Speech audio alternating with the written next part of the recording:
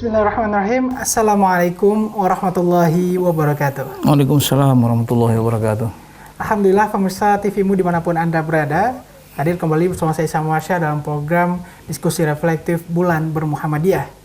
Menyajikan diskusi reflektif yakni bersama majelis, lembaga, organisasi otonom dan amal usaha Persyarikatan Muhammadiyah dalam rangka momentum Milad Persyarikatan yang ke-109 tahun. Insya Allah seperti biasa kita akan menghadirkan diskusi berkaitan dengan perjuangan dakwah Persyarikatan melalui berbagai amal usaha, majelis dan lembaganya. Dan alhamdulillah pemirsa, dalam diskusi kita kali ini kita bersama salah satu majelis yang menjadi unjuk tombak syiar dakwah Persyarikatan, yakni Majelis Tabligh Pimpinan Pusat Muhammadiyah. Dan alhamdulillah telah hadir bersama saya Ketua Majelis Tabligh Pimpinan Pusat Muhammadiyah, Buya Risman Muqtada. Langsung saja kita sapa pemirsa. Assalamualaikum Buya. Waalaikumsalam warahmatullahi wabarakatuh. Apa kabar Buya? Alhamdulillah sehat walafiat. Alhamdulillah Buya. Terima kasih bisa bergabung tentunya dalam diskusi reflektif Bulan Bermuhammadiyah kali ini. Dan mengawali perbincangan kita Buya berbicara tentang Majelis Tabligh sebagai salah satu ujung tombak syiar dakwah Persyarikatan. Mungkin bisa ceritakan sejarah berdiri Majelis Tabligh Buya. Ya, terima kasih. Pertama saya ucapkan juga salam kepada para pemirsa. Assalamualaikum warahmatullahi wabarakatuh. Waalaikumsalam. Sebelumnya saya luruskan sedikit ya, saya bukan ketua, wakil ketua ya. Wakil ketua nanti. Kedengarannya menggantikan ketua ya. Saya wakil ketua Majelis Tabligh Pimpinan Pusat Muhammadiyah. Bicara tentang Majelis Tabligh memang luar biasa, bahwa ada orang mengatakan bahwa Muhammadiyah itu berkembang bersama Majelis Tabligh. Jadi kalau tablighnya nggak hidup, maka Muhammadiyah juga nggak berkembang. Karena Muhammadiyah itu seperti juga gerakan-gerakan dakwah yang lain, dan Islam pada masa awal dikembangkan melalui verbal, melalui lisan. Ya, dakwah bil lisan. Jadi waktu itu ya belum ada, pada waktu berdirinya tahun 1912 itu kan belum ada media sosial, belum ada surat kabar, radio dan macam-macam, belum berkembang. Nah ketika itu yang mengembangkan Persyarikatan Muhammadiyah, ide-idenya, pemikiran itu adalah Majelis Tabligh. Nah kalau kita misalnya mau kembali sedikit menelusuri sejarah, maka Majelis Tabligh ada merupakan majelis yang pertama juga dilahirkan bersama majelis yang lain. Seperti juga kita baca dalam sejarah itu ada majelis pada waktu itu bahagian namanya, bagian sekolah, bagian PKU, bagian kesengsaraan umum itu yang PKU itu, dan kemudian juga ada bagian tabligh. Disebutnya bagian pada waktu itu. Jadi sampai sekarang sampai terakhir nih, sampai di ranting-ranting juga bagian ya, bagian. Kemudian menjadi majelis ya. Kita tahu bahwa Muhammadiyah adalah gerakan dakwah ya. Gerakan dakwah tentu salah satu ujung tombak ya di Persyarikatan yang menyampaikan ide-ide, gagasan-gagasan dan pemikiran Muhammadiyah. Nah, pada waktu Muhammadiyah itu mulai muncul, kita tahu persis bahwa tantangan dihadapi Muhammadiyah itu adalah katakanlah pemikiran-pemikiran yang masih dipengaruhi oleh, kalau dulu namanya TBC ya. TBC itu taklid, bid'ah dan khurafat. Ada yang mengatakan tahyul, bid'ah dan khurafat. Sebetulnya saya lebih cenderung melihat taklid itu, karena taklid itu yang malah lebih berbahaya ya. Ya, dengan taklid itu orang ilmu tidak berkembang ya. Dengan taklid orang tidak perlu belajar, orang tinggal mengikuti saja. Katakanlah siapapun yang mereka percaya, yang dianggap mereka punya katakanlah karisma, dianggap mereka mungkin barangkali banyak karomat dan macam-macam. Jadi mereka tidak perlu, dia tinggal menunggu perintah saja dan ngikutin apa saja yang diperintahkan. Nah itulah yang sebetulnya pada masa awal gerakan dakwah Muhammadiyah itu ujung tombaknya tabligh. Tablighlah yang menyampaikan kepada umat tentang apa sebenarnya yang menjadi tujuan, yang menjadi misi, visi dari Persyarikatan Muhammadiyah gitu. Nah, jadi inilah kalau ada orang mengatakan begini. Jadi perkembangan Muhammadiyah itu berbanding lurus dengan gerakan tabligh sendiri. Kalau tablighnya nggak jalan, pengajiannya nggak jalan, maka Muhammadiyah juga kendor. Karena memang kalau kita lihat misalnya sejarah pertumbuhan amal usaha misalnya kan, Muhammadiyah itu mengaji, melakukan pengajian, mengumpulkan jamaah. Kadang-kadang waktu itu belum ada masjid, belum ada surau, langgar. Mereka ngaji di rumah-rumah pengurus, di rumah-rumah anggota, ngumpul-ngumpul. Ya akhirnya di perkumpulan itu timbul ide-ide bagus, ide-ide baik. Misalnya ide untuk bangun langgar, bangun surau, sebelum bangun masjid lah. Nah mereka berkumpul bersama-sama, kemudian akhirnya ide-ide yang baik itu dimusyawarahkan, disepakati, kemudian mereka melakukan upaya-upaya, langkah-langkah bagaimana mencari tanah, ya, kemudian juga membangun. Nah makanya saya pernah mengatakan bahwa Muhammadiyah itu ya mau selalu ada masalah yang terus, karena Muhammadiyah itu prinsip gerakannya adalah faidza faragta fansab wa ila rabbika farghab. Selesai yang satu, gerakan yang lain gitu. Jadi tidak pernah berhenti. Jadi kalau bikin sekolah, habis TK, bikin SD, selesai SD, bikin SMP, SMA, sampai perguruan tinggi. Sehingga Muhammadiyah itu tidak berhenti, karena dia gerakan. Gerakan itu suatu yang selalu menggelinding gitu. Tapi kalau udah hendak bergerak, namanya bukan gerakan, itu namanya diaman itu. Diam-diam aja gitu. Jadi Muhammadiyah itu selalu bergerak terus dan tidak pernah berhenti. Insya Allah sampai hari kiamat gitu. Ya. Sederet perjalanan hadirnya Majelis Tablik ya Bu ya, yang dulu di awal adalah bagian tablik, itu menjadi memang ujung tombak dari syiar dakwah persyarikatan, karena berbicara tentang ikhtiar persyarikatan adalah berbicara tentang syiar tablik. Tablik ya. Tapi Bu ya, kalau bicara tokoh Bu ya, mungkin berkaitan kalau kita bicara tokoh ya, jadi kita kenal Kiai Fakhruddin. Itu adalah yang juga pada masa kepemimpinan pertama Kiai Ma'dan, dia juga sekretaris ya. Namanya waktu itu belum pimpinan pusat, Hofbestur. Ini bahasanya Belanda luar biasa ini. Hofbestur Muhammadiyah. Itu namanya pimpinan pusat. Tapi kalau di wilayah itu namanya konsul. Konsul Muhammadiyah. Nah, itu namanya konsul. Nah, ketika dia menjadi Hofbestur Muhammadiyah, maka dia punya apa? Punya semacam ide gagasan, perlu kita buat bagian-bagian. Akhirnya ada waktu itu rapat istimewa Muhammadiyah, yang barangkali mungkin sekarang ini muktamar kan waktu itu masih terbatas ya. Jadi namanya baru rapat istimewa Muhammadiyah yang dilakukan pada tanggal 17 Juni tahun 1920. Ini tahun 1920 nih. Nah, pada waktu itu dari rapat anggota Muhammadiyah istimewa, rapat semua membentuk bagian ya. Bagian dari Habib Muhammadiyah itu sebetulnya Muhammadiyah, ada bagian sekolah diketuai oleh Kiai Haji Muhammad Isyam, Habib Muhammadiyah, bagian tabligh itu yang diketuai oleh Kiai Haji Fakhruddin itu. Dan ada lagi Habib Muhammadiyah bagian penolong kesejahteraan umum, yang waktu itu ya umum itu kan OE ya, OEMOM ya. Itu PKO, jadi PKO dulu, bukan PKU. Jadi sekarang terkenal juga PKO. Yang diketuai oleh Kiai Haji Suja. Dan ada lagi bahagian taman pustaka. Coba bayangkan, pada tahun 2020 itu Muhammadiyah sudah bikin taman pustaka ketua Kiai Haji Muhammad Mukhtar, Kiai Haji Mukhtar. Pada gilirannya Haji Munis dipersilakan tampil ke depan begitu. Tampil ke depan, kemudian untuk dilantik dan dimintai pernyataannya sebagai pimpinan tentang apa visi dan misi ke depan bagian tabligh. Nah, Haji Fakhruddin waktu itu menegaskan bahwa hendak mengembangkan agama Islam dengan mendirikan ya bertabligh sampai dapat membangun surau-surau, membangun langgar-langgar, masjid-masjid yang belum ada untuk pengajian ibadah untuk Islam setempat. Jadi kalau belum ada masjid, didirikan masjid, belum ada surau, didirikan surau. Nah, selain itu mencetak ulama-ulama yang ulung dengan mendirikan pesantren. Jadi sebetulnya Kiai Haji Fakhruddin itu pikiran sudah melampaui zamannya. Jadi apa yang kita lihat sekarang ini itu apa yang sebetulnya sudah menjadi visi, sudah menjadi visi, harapan, keinginan, ide, cita-cita dari pimpinan kita, Haji Fakhruddin yang pertama itu menjadi ketua Majelis Tabligh dari bagian Hofbestur Muhammadiyah pada tahun 1920 tadi. 20 itu. Masya Allah. Luar biasa. Tadi dari pernyataan disampaikan Kiai Fakhruddin Pak di awal-awal ya, bicara tentang bagaimana membangun fasilitas dulu, untuk syiar dakwah tadi, membangun langgar-langgar, surau-surau, itu spirit yang dibangun. Luar biasa, dan itu sekarang ternyata ketika kita melakukan pendataan ya masjid-masjid di Indonesia, itu kita sudah punya data hampir 2000-an itu. 2000 masjid itu belum didata seluruhnya. Jadi kalau misalnya perkembangan ya organisasi kita ini dengan ranting-ranting itu kan 334 wilayah ditambah kemudian menjadi 458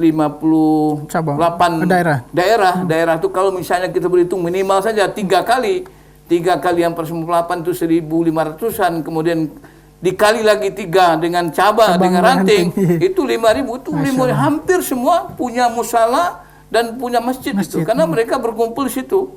Jadi inilah barangkali sebuah gerakan yang luar biasa, dan tabligh inilah yang kemudian menjadi ujung tombak. Dia yang pergi kemana-mana menyampaikan dakwah, mengkampanyekan gerakan-gerakan Muhammadiyah ini ke seluruh Indonesia. Ketika itu mungkin barangkali belum ada pengajian di mana-mana. Ya, Muhammadiyah sudah sampai ke gunung-gunung, ke hutan-hutan, ke pinggir-pinggir ya negeri-negeri yang terjauh. Muhammadiyah sudah datang ke sana untuk menyampaikan Islam. Gitu. Masya Allah, di daerah terpencil bahkan syiar dakwah yang dihadirkan Muhammadiyah itu menjangkau wilayah yang sebelumnya belum dapat diakses. Ya. Masya Allah. Luar biasa Majelis Tabligh, kita melihat sejarahnya pemirsa, bagaimana Persyarikatan Muhammadiyah dan ujung tombak syiar dakwahnya ini Majelis Tabligh hadir di tengah perjuangan kita di tanah air tentunya.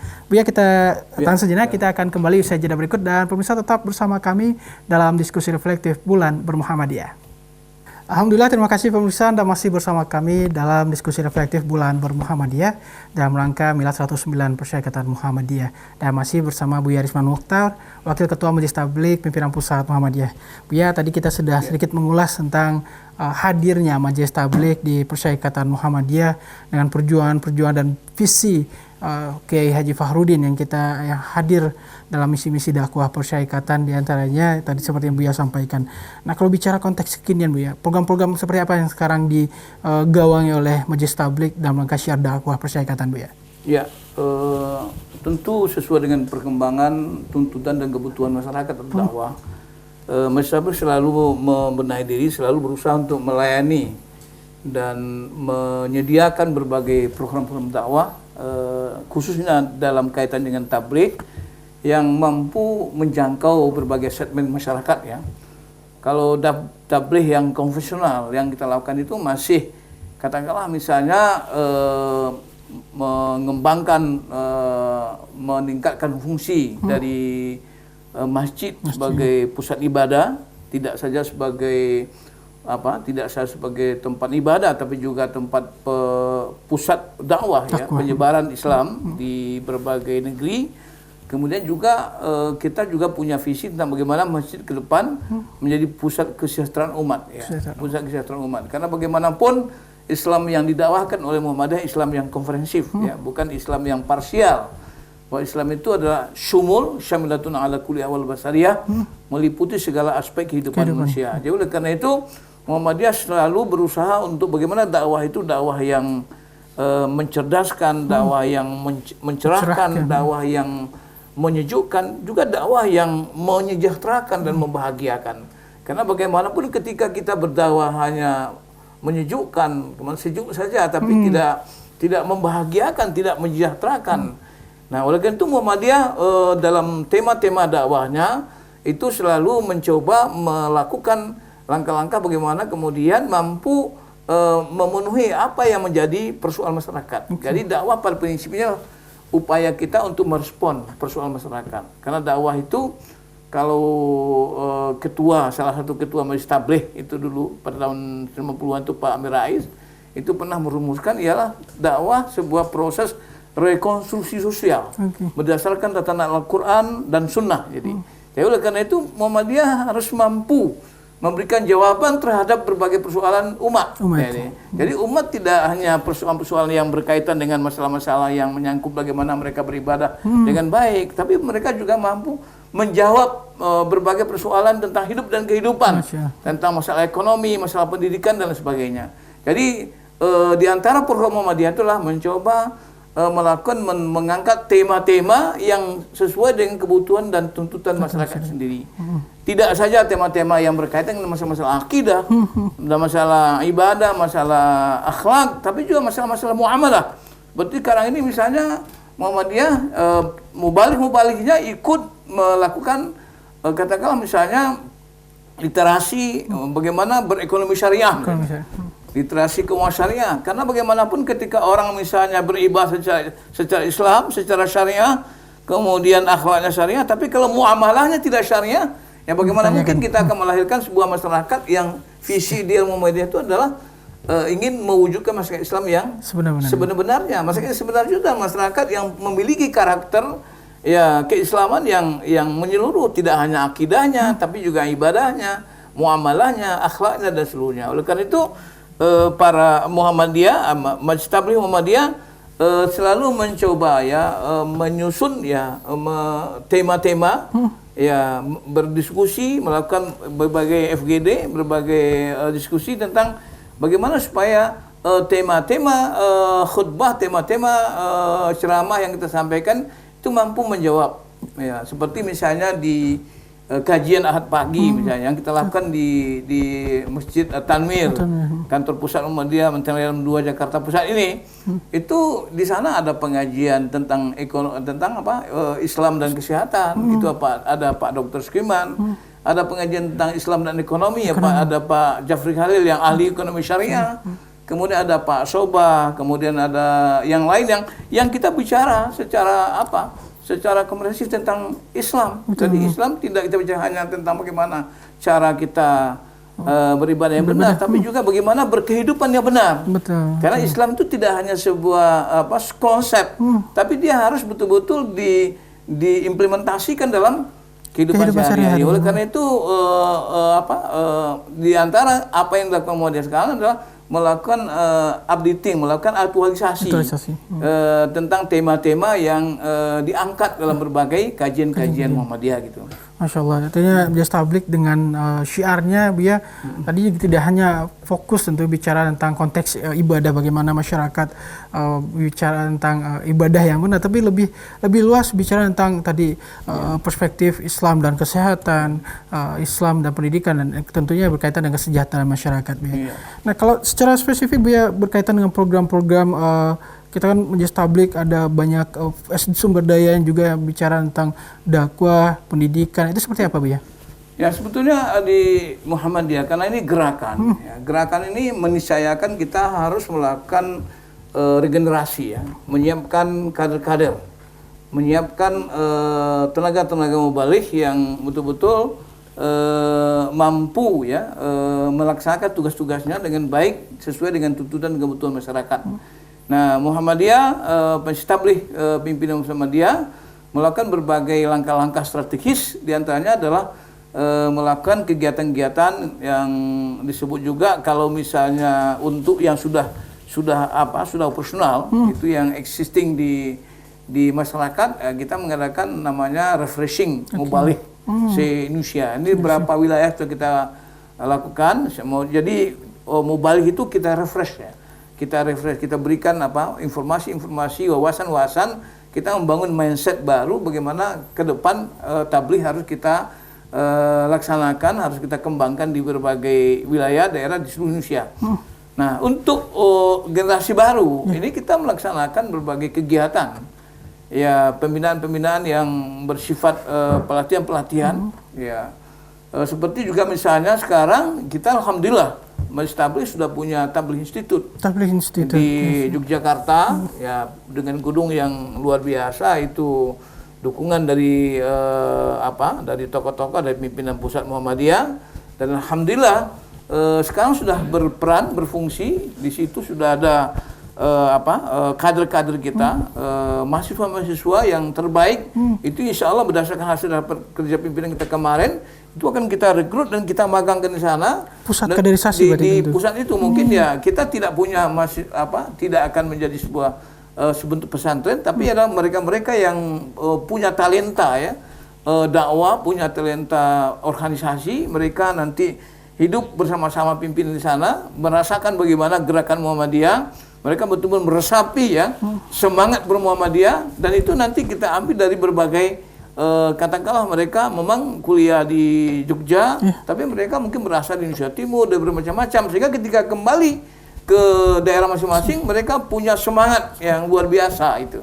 Ini yang kemudian itu kalau dan banyak lagi program-program yang sebetulnya sangat terukur dan terprogram dan terukur itu sudah dijadwalkan ya. Kemarin kita rapat kerja pimpinan dan itu sudah kita rumuskan bagaimana memaksimalkan ya peran dari Tabligh Institute itu sendiri sehingga dia di samping menjadi pusat dakwah Muhammadiyah seluruh Indonesia, tapi juga dia merupakan tempat menyiapkan kader-kader generasi-generasi baru Muhammadiyah yang siap untuk melanjutkan tugas-tugas dakwah itu ke depan. Ini yang kalau di Jakarta. Kalau di Jakarta kita juga sudah punya pernah melakukan sebelum Covid kita dulu ada ya pusat pendidikan dan pelatihan dai An-Nahlu. Kita sana ada pendidikan tahfiz dan kewirausahaan.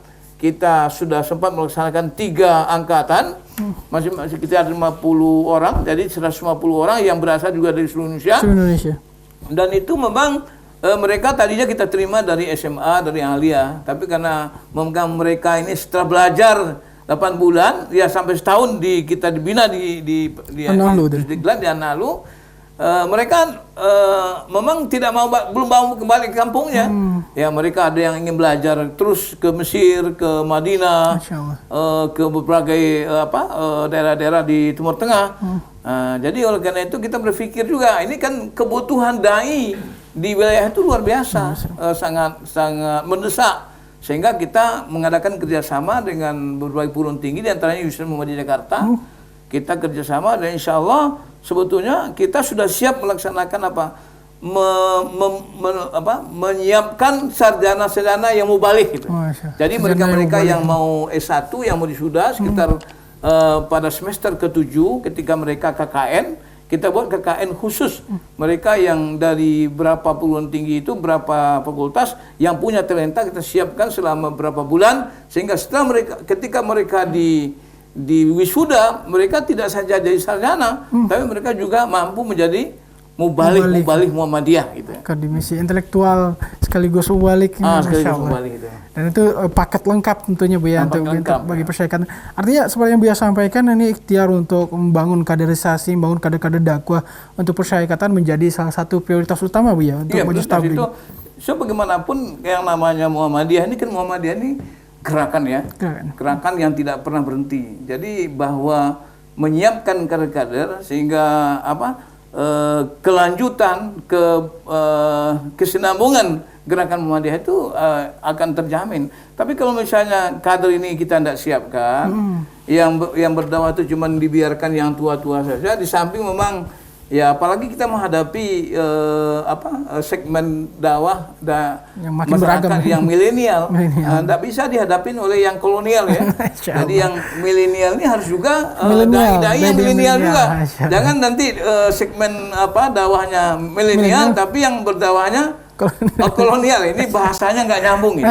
Bahasanya nggak nyambung. Jadi artinya ada keterpautan yang rentang usia yang jauh dan juga penerimaan pemikirannya, bahasanya pun juga itu sudah beda gitu. Jadi oleh karena itu memang prioritasnya sekarang bagaimana waktu ke depan ini dalam waktu singkatnya sebelum muktamar kita harus mampu baik secara kualitas maupun kuantitas melahirkan mubaligh muda ya, yang mampu melaksanakan tugas-tugas dakwah terutama di kalangan milenial. Masya Allah, luar biasa untuk ikhtiar kaderisasi kader-kader dakwah persyarikatan yang akan meneruskan syiar-syiar dakwah persyarikatan insya Allah. Biar kita jeda sejenak dan pemirsa tetap bersama kami dalam diskusi reflektif Bulan Bermuhammadiyah. Pemirsa, terima kasih Anda masih bersama kami dalam Bulan Bermuhammadiyah bersama Wakil Ketua Majelis Tabligh Pimpinan Pusat Muhammadiyah Buya Risman Mokhtar. Dan tadi kita sudah simak bersama ikhtiar berkaitan kaderisasi para dai-dai persyarikatan yang dengan berbagai langkah yang luar biasa komprehensif. Bahkan ada Tabligh Institute ya, yang Tabligh Institute, dan di Jakarta ada Pusat Pendidikan dan Latihan para dai persyarikatan yang kita kenal dengan Pusdiklat An-Nahlu. Nah tadi juga ada ya, bicara tentang kader-kader dai yang juga melanjutkan studi ke Timur Tengah. Itu bagian dari ikhtiar Majelis Tabligh. Dan seperti apa sekarang Bu ya? Oke, jadi sebetulnya begini. Jadi selain dari apa yang sudah saya kemukakan tadi, Majelis Tabligh selalu melakukan langkah-langkah strategis dan terus melakukan upaya-upaya yang maksimal. Di antaranya tadi mungkin yang belum saya utarakan itu, di antaranya juga ada teman kita misalnya Ridha itu yang kita dukung juga di Mustablik. Dulu kan ada tanah wakaf yang diserahkan oleh pimpinan pusat Muhammadiyah kepada Mustablik waktu itu, tapi kan ketika itu belum ada penggeraknya. Ustaz Reza luar biasa, kader yang sangat konsisten dalam menyiapkan itu. Alhamdulillah sekarang di Rawakalong itu sudah berdiri namanya Desa Santri. Desa Santri. Desa Santri. Jadi kita tidak seperti tidak seperti buat pondok, tapi kita menyiapkan desa santri yang mungkin barangkali dalam jumlah yang lebih besar akan bisa disiapkan di sana. Bentuknya bukan pendidikan resmi, tapi menyiapkan kader-kader mubalik. Itu kita sebut dengan Desa Santri Kiai Haji Ibrahim itu. Kiai Haji Ibrahim. Jadi kita mengambil nama juga salah seorang tokoh Muhammadiyah ya, Kiai Haji Ibrahim. Kemudian di tempat itu nanti insya Allah akan dilakukan juga kerjasama dengan beberapa perguruan tinggi untuk membina mahasiswa-mahasiswa yang mempunyai talenta tabligh yang kemudian kita bina secara efektif di sana. Di samping juga barangkali mungkin kerjasama dengan berbagai pondok yang lain yang insya Allah mudah-mudahan nanti akan kita lakukan setelah ini. Mudah-mudahan wabah dan musibah COVID ini bisa berlalu cepat. Gerakan-gerakan yang lebih maksimal itu akan bisa kita lakukan. Begitu juga sebetulnya Masjid Tabligh pimpinan pusat Muhammadiyah juga sedang bekerja sama dengan pimpinan cabang Muhammadiyah Cilengsi. Kita juga sedang menyiapkan satu pembangunan pusat tahfiz Muhammadiyah. Itu juga pusat pusdiklat juga yang di sana juga akan kita lakukan kegiatan-kegiatan pembinaan tabligh. Dan alhamdulillah di sana itu ada 2 tanah wakaf itu dari Pak Poranto. Itu yang masing-masing 500 meter itu masih ada, dan ini tinggal menunggu ya kerjasama dan dukungan dari para agnia yang insya Allah mudah-mudahan itu menjadi sangat penting ya. Bagaimanapun tentu kader-kader mubalik ini akan kita siapkan maksimal. Mereka tidak saja mampu ya bertabligh, tapi juga kita siapkan nanti mereka menjadi mubalik tangan di atas itu. MTDA ya, MTDA itu mubalik tangan di atas. Jangan nanti mungkin kita malah merencanakan ke depan mereka tidak menjadi mubalik kondang, tapi mubalik kondangan. Masya Allah. Ya, apa bedanya mubalik kondang? Mubalik kondang itu kalau dia habis ceramah dapat amplop. Tapi kalau mubalik kondangan itu pergi ceramah bawa amplop gitu. Masya Allah. Ya, kita mengharapkan ke depan, ya mubalik kita model seperti itu. Seperti para pendahulu kita, seperti Haji Ahmad Dahlan dan para sahabat-sahabat beliau, mereka pada waktu itu bukan seperti kita sekarang ini. Mereka pergi berdakwah dengan bekal sendiri, kemudian berdakwah menghadapi berbagai tantangan yang luar biasa, jauh lebih hebat dari kita. Kemudian samping itu juga kita menyiapkan juga para mubalik-mubalik yang intelektual. Mereka tidak saja berpendidikan dalam negeri, mereka juga bisa menuntut ilmu di berbagai perguruan tinggi di Timur Tengah. Dan kita berapa yang kita rekomendasikan termasuk juga ke Turki itu.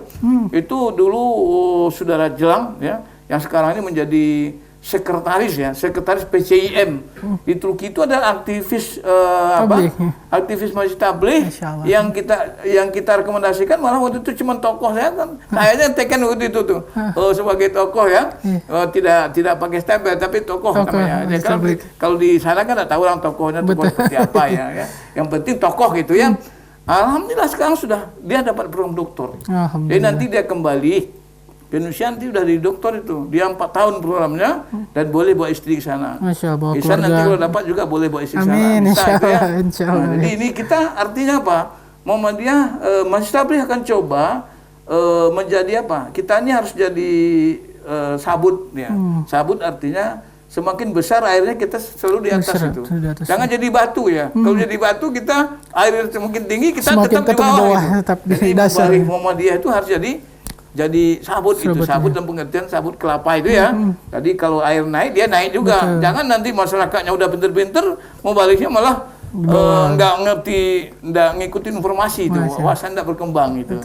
Itu kira-kira ke depan ya kita usahakan bagaimana terus menerus kita melakukan upgrade, meningkatkan wawasan, pengetahuan, kemampuan, dan juga kita pikirkan bagaimana kita berusaha juga mensejahterakan mubalik ini. Jangan mubalik ini jadi mubalik kiri gitu. Mubalik yang kalau misalnya pergi ceramah pakai cuman motor butut misalnya, kan kasihan juga ya. Betul. Sementara jamaahnya barangkali pakai Mercy, pakai Alphard. Kita pakai Alphard juga, Alphard, ya, alah parah gitu. Alah parah, Masya Allah. Padahal udah parah mobilnya gitu. Jadi Alphard itu, jadi kita usahakan gitu Pak Ihsan. Arti ke depan mindset kita tentang dakwahnya harus kita apa? Dan kita sekarang mencoba ya, bagaimana informasi ke masyarakat itu jangan kemudian kita selalu menggambarkan Islam itu dengan gambaran yang apa itu dunia sijnun lil mukminin wa jannatun lil kafirin gitu, penjara bagi orang yang beriman, kemudian adalah surga bagi orang itu. Sebetulnya memang hadisnya itu sahih itu. Hadisnya sahih, tapi pemahamannya tidak berarti kita biarkan orang kafir senang-senang, kita susah-susah, nggak begitu. Maksudnya gitu. Sehebat apapun kita di dunia, itu dibanding dengan akhirat kita masih di neraka. Begitu juga semewah apapun mereka orang kafir itu di dunia, itu sudah surga bagi mereka dibanding dengan neraka yang akan mereka masukin nanti gitu. Jadi bukan berarti kita harus siap miskin. Harus nyaman dengan keterpurukan secara gitu. Tidak boleh. Jadi artinya kan selalu kita kadang-kadang mengkampanyekan Nabi Muhammad itu orang yang miskin, yang kalau misalnya pernah perutnya diganjal dengan batu. Pernah satu waktu dia tanya Aisyah, apakah ada sekarang ini yang hari ini yang mau kita masak? Aisyah bilang, belum ada ya Rasulullah. Seolah-olah Rasulullah ini digambarkan sosok yang miskin, kemudian sahabatnya orang kaya-kaya. Apa memang demikian gitu? Jadi memang kita harus juga menyampaikan bagaimana keberhasilan Rasulullah SAW. Dia juga seorang pebisnis yang ulung, seorang saudagar yang setelah dia berdakwah, dia menjadi menghabiskan dananya untuk kepentingan dakwah. Ya, jadi Rasulullah itu dia orang kaya, setelah diangkat jadi Rasul jadi miskin. Beda sekarang. Sekarang orang jadi miskin, jadi dai, malah menjadi kaya. Jadi gitu. kaya. Itu. Ini menarik Bu ya, tadi apalagi MTDA ini juga saya baru istilah MTDA mubalik tangan di atas. Artinya dari Majelis Tabligh juga membangun ikhtiar tadi kemandirian secara ekonomi. Tapi apalagi tadi dai kondangan ya, maksudnya dai yang bawa amplop, bukan nyari-nyari amplop Bu ya, itu luar biasa. Ya, kalau bicara tentang perjalanan dan program-program tadi, berbagai sektor juga dihadirkan oleh Majelis Tabligh, pendidikan, ekonomi, kesehatan juga dibahas dalam syiar-syiar keislaman. Dan juga dalam konteks edukasi atau literasi secara media, kita tahu Majelis Tabligh ada Majalah Tabligh, itu bisa disampaikan ya, sebagai bagian dari syiar Majelis Tabligh yang kerap kita temukan di. Untuk Pak Ihsan yang mengingatkan saya ini, sebetulnya di depan saya ada ini Majelis Tabligh ini ya. Ini ada terakhir kita mengangkat penista agama, kemudian yang sudah terbit terbaru ini ada tentang liberalisasi dan moderasi beragama. Kita karena Majelis Tabligh di samping berdakwah verbal melalui lisan gitu. Majelis Tabligh juga menghadirkan dakwah dalam bentuk majalah yang media cetak. Tapi media ini kita juga sedang menyiapkan sekarang media elektronik ya, e-magazine yang insya Allah mudah-mudahan sebentar lagi akan hadir dan bisa diakses oleh masyarakat, termasuk juga mahasiswa. Karena begini, kita Majalah Tabligh pernah bekerja sama dengan UMS. Bisa kemudian Jakarta dengan Pak Sufyan sebagai rektor. Ya, karena pemimpin umumnya adalah Pak Samsul Hidayat nih, Pak Samsul Hidayat. Nah, saya kebetulan sekarang karena sudah dianggap tua, saya di atas itu sedikit gitu, pengawas gitu. Ngawasin aja, pokoknya yang penting majalah ini terbit gitu. Jadi alhamdulillah Majalah Tabligh kita ini dari tahun 2002. Tahun 2002 kita sudah terbit sebagai sebuah majalah, dulu kecil. Karena sudah besar. Ketika di saat majalah-majalah lain sudah ada banyak yang tidur, banyak yang kolab, alhamdulillah Majalah Tabligh selalu bisa hadir ya. Bisa hadir. Walaupun ini majalah Tabligh ini tidak hanya majalah yang layak dibaca oleh warga Muhammadiyah, tapi ini malah banyak yang menjadi pembacanya ini adalah non-Muhammadiyah. Kenapa? Karena kita memang mendakwahkan Islam. Karena Majalah Tabligh bukan mendakwahkan Muhammadiyah, mendakwahkan Islam. Bagi kita Muhammadiyah kan merupakan organisasi yang tujuannya mendakwahkan Islam. Jadi majalah kita ini dibaca dan orang tidak ada yang komplain isi Majalah Tabligh ini. Cuman memang di mereknya itu ada Muhammadiyahnya gitu. Kan enggak dilihat orang betul itu. Tahu pun orang Muhammadiyah, oh ini Muhammadiyah bagus ini katanya. Isinya mantap gitu kan gitu. Jadi ini di sini ada beberapa rubrik penting. Jadi di sini ada kolom, ada artikel yang selalu kita merespon berbagai persoalan-persoalan masyarakat dalam sajian utama, sajian khusus. Kemudian ada rubrik-rubrik ya persyarikatan, ada mutiara takwa yang saya juga bisa ada tanya jawab agama, ada juga berbagai perkembangan yang itu nanti tafsir, sarah hadis, semua ada. Insya Allah ini majalah tabligh ini sangat patut dan sangat bagus dimiliki oleh para mubaligh. Karena di sini ada juga khutbah, ada 2 jadi khutbah rujukan ya. itu yang kita sajikan, dan banyak informasi-informasi dan kajian-kajian yang mungkin sangat membantu mubaligh kita dalam rangka menyiapkan tema-tema kajian yang lebih aktual dalam menghadapi dakwah di tengah masyarakat. Selesai itu. Masya Allah. Majalah Tabligh menjadi salah satu bagian dari program Majelis Tabligh yang banyak menjadi salah satu rujukan tentunya Bu ya, menjawab isu-isu aktual berkaitan dengan persoalan-persoalan keagamaan khususnya di tanah air. Bu ya, kita jeda sejenak dan pemirsa tetap bersama kami dalam diskusi reflektif Bulan Bermuhammadiyah. Pemirsa, terima kasih Anda masih bersama kami dalam diskusi reflektif Bulan Bermuhammadiyah bersama Majelis Tabligh dan tentunya bersama Buya Arisman Mukhtar, Wakil Ketua dari Majelis Tabligh Pimpinan Pusat Muhammadiyah. Buya, kita sudah mengulas berkaitan dengan program-program utama dari Majelis Tabligh dan juga agenda-agenda aktual untuk Majelis Tabligh. Kalau sekarang bicara tentang tantangan tentunya, tentang syiar dakwah persyarikatan dalam pandangan Majelis Tabligh itu seperti apa, Buya? Mengingat tadi juga ada tantangan berbicara tentang situasi aktual dakwah bersama milenial dan juga hendaknya dai juga seperti apa, itu bagaimana, Buya? Ya, terima kasih. Ini pertanyaan barangkali sangat penting ya, dan juga mungkin kita hanya merangkum beberapa hal saja. Tentu kemudian yang menjadi semangat kita sekarang adalah Muhammadiyah sudah berusia 109 tahun. Ya, milad Muhammadiyah 109. Artinya dakwah Muhammadiyah harus lebih mantap, harus lebih solid, dakwah Muhammadiyah harus lebih mampu memberikan jawaban yang tepat dan benar kepada berbagai persoalan masyarakat ya. Nah, bicara misalnya apa tantangan yang dihadapi oleh dakwah Muhammadiyah, ya khusus 2 tahun ini tentu tantangan yang katakanlah karena kita menghadapi pandemi COVID, ya tentu kita tidak banyak ya bisa muhajirah offline. Tapi saya lihat Muhammadiyah itu dan kita semua mampu menjadikan cobaan itu jadi nikmat gitu ya.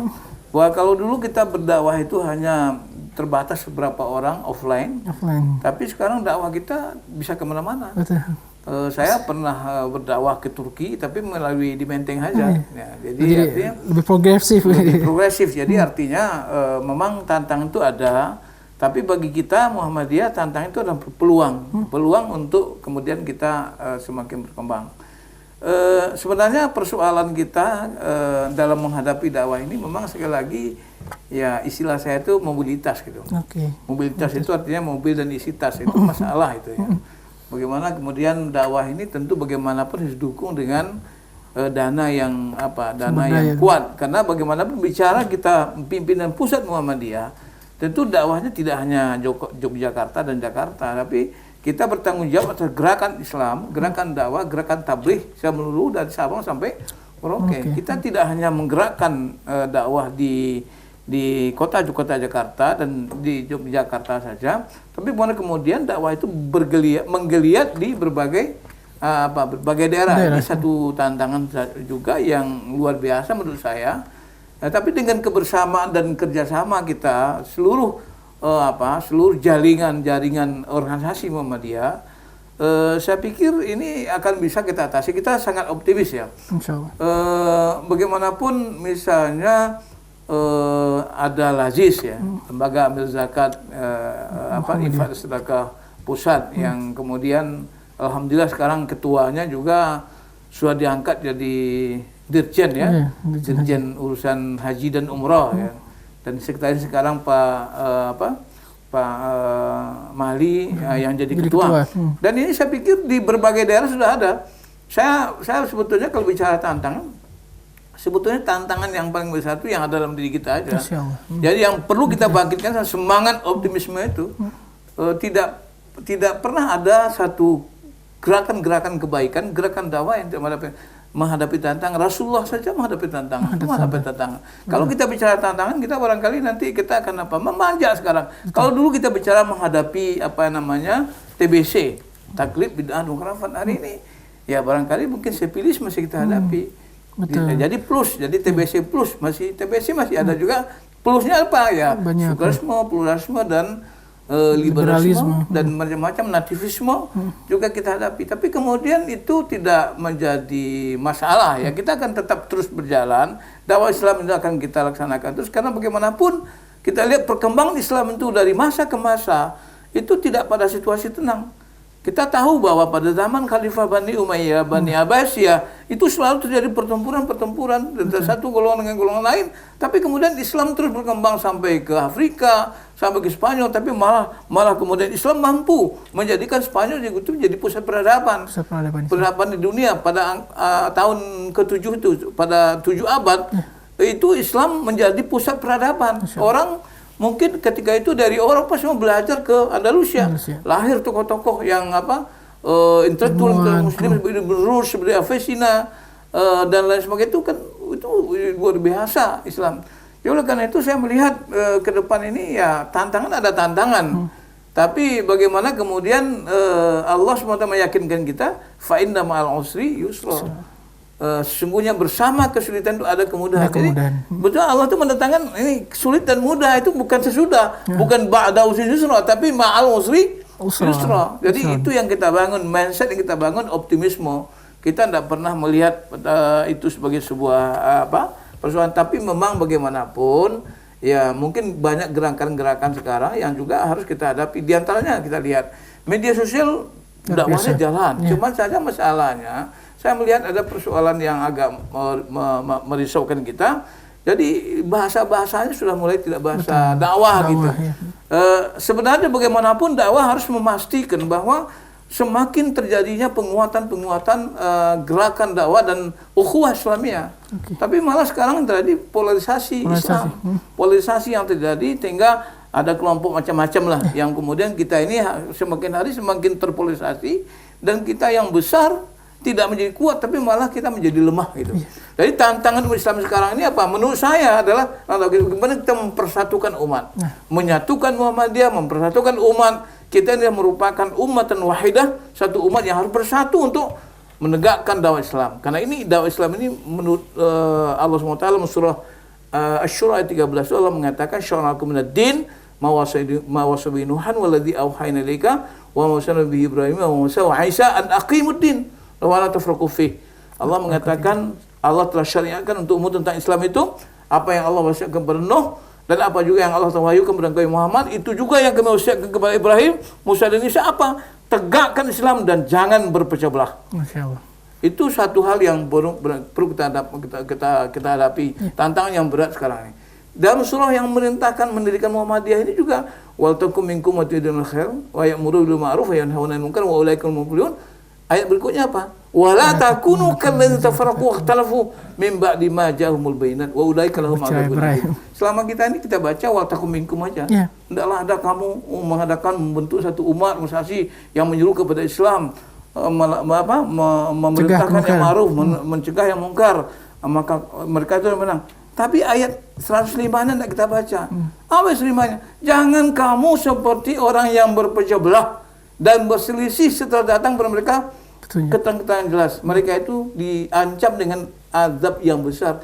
Seperti saja diancam dengan azab, apalagi betul-betul berpecah belah. Jadi oleh karena itu menurut saya tantangan dakwah ke depan bukan saya tantang Muhammadiyah, tapi juga seluruh umat Islam harus melihat bahwa ke depan kita harus mengedepankan satu dakwah yang kalau saya selalu mengintroduce ke masyarakat. Saya juga sebagai wakil ketua Komisi Dakwah MUI Pusat, saya sudah sampaikan ada 7 prinsip ukhuwah, bersatu dalam akidah, berjamaah dalam ibadah, toleransi dalam khilafiyah, ihsan dalam bermujadalah, cerdas dalam bersiasah, kemudian santun dalam bermuamalah dan istiqomah dalam Berdakwah. Itu harus, jangan kita berdakwah. Kalau misalnya kita berdakwah kemudian habis kita ngaji orang pecah, orang bertengkar, itu dakwah kita sudah pasti gagal itu. Dakwah itu harus menjamin bersatunya umat, bukan berpecah belah. Nah, ini Masya Allah, luar biasa. Bicara tentang narasi dakwah yang belakangan itu tadi realita yang kita hadapi, ya, dan semoga kedepannya syiar dakwah Persyarikatan akan terus maju. Dan di akhir, ya, dalam rangka refleksi Milad Persyarikatan Muhammadiyah, mungkin dari harapan dari Majelis Dakwah dan juga setahun lagi kita juga menghadapi muktamar, ya. Silakan, ya. Menurut saya yang penting bagaimana kemudian kita semua, ya, bahagian di Muhammadiyah ini, baik pimpinan, anggota, ortom, majelis-majelis lembaga, kita semua harus ambil bagian tanggung jawab dalam menggerakkan dakwah ini. Menggerakkan Muhammadiyah, menggerakkan Islam. Menggerakkan Islam adalah merupakan tanggung jawab kita secara pribadi maupun secara kelembagaan. Jadi jangan sampai ada kemudian kita yang tidak ikut ambil bahagian dalam menggerakkan Muhammadiyah. Jadi setelah pada Milad 109 ini, mari kita di dalam hati kita masing-masing mempunyai tekad dan semangat bahwa ke depan kita harus memberikan kontribusi, ikut bekerja menggerakkan Muhammadiyah. Apalagi kita akan menghadapi muktamar 2022 insyaallah. Mudah-mudahan muktamar kita ini semua pandemi selesai, kita akan bisa bermuktamar yang seperti yang lalu. Sekalipun sekarang ini kita masih, mungkin pimpinan pusat masih berpikir apakah nanti mungkin peserta yang hadir, kalau bisa kita doa kepada Allah, ini namanya Covid ini sudah berlalu, kemudian kita bisa muktamar yang luar biasa, yang insyaallah dengan muktamar itu kita akan menyatukan lagi langkah kita ke depan bagaimana kita menghadapi, ya, di periode-periode berikutnya yang kemudian insya Allah tentu kalau bicara tantangan akan semakin besar, tapi insya Allah dengan kita semakin kuat, kita semakin solid, insya Allah tidak ada satupun tugas tentang berat yang akan kita hadapi. Masya Allah. Terima kasih. Terima kasih Buya atas waktu dan juga pemaparannya luar biasa, dan juga tentu memberikan inspirasi dan motivasi buat kita warga Persyarikatan, pemirsa TVMU di manapun berada, bersama Majelis Tabligh, salah satu ujung tombak syiar dakwah Persyarikatan Muhammadiyah yang terus konsisten menghadirkan dakwah-dakwah berkemajuan di masyarakat. Sekali lagi terima kasih Buya atas waktunya dalam diskusi reflektif bulan Muhammadiyah. Dan pemirsa, demikianlah diskusi kita pada kesempatan kali ini. Saya Samasya bersama kerabat kerja bertugas undur diri di hadapan Anda. Bila fasil haq fastabiqul khairat wa nasrun minallah wa ta'ala qarib. Wassalamualaikum warahmatullahi wabarakatuh. Waalaikumsalam.